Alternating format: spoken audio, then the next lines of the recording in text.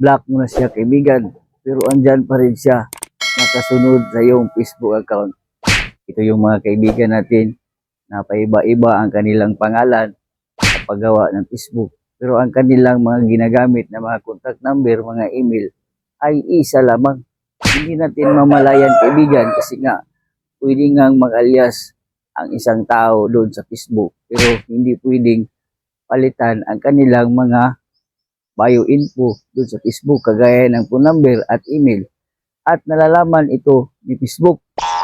So kung may ganito ka kaibigan at alam mo na may unfinished business kayo, ganito ang yung gawin para i-block siya forever. So kung interesado ka sa ating video, i-click ang palubuton sa tabi ng pangalan ko at i-subscribe mo na din ako para personal mo kong message sa mga ganito nating tutorial. At isang share lang kaibigan, masaya na ako. Tara, let's go!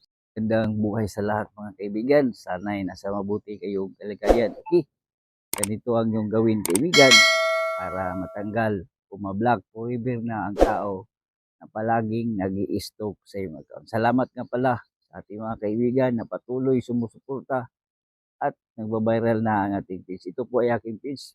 Okay lang po kung profile ang inyong sundan. Okay. Napin ko lang yung halimbawa, yung videos ko. Bawa ito. So, itap ko lang ang comment section. Halimbawa itong kaibigan. So, itap ko lang. Halimbawa, ito ang tao na nais mong i-block forever. So, tap ko lang yung tatlong tuldok. Then, tap ko yung block. Then, makikita po natin itong dalawang pagpipilian. So, you would be able to see your post, tag, invite, message to page. If you follow you, they will be removed. Okay? Ang nakaunang lagay ito, block profile. So, ilipat lang natin dito sa blocking a new profile limit. So, ito yung mga profile na kung saan gumagawa siya ng mga bagong account, bagong name. Pero ang kanilang ginagamit na Gmail at phone number ay iisa lamang. So, ilipat mo lang dito para kung sakaling mag-i-stalk siya sa iyong wall kasi nga pwede na siya maka-stalk kasi nga hindi na siya block, ay makakita siya ng yung mga pinupost. So, pag ginagawa natin to na i-block natin ang mga bagong gawa niya mga profile, ay hindi na siya makapag-stalk sa atin. So, talagang block forever siya. So, i-confirm lang. Ganun lang. Huwag kalimutan i-share ang ating videos.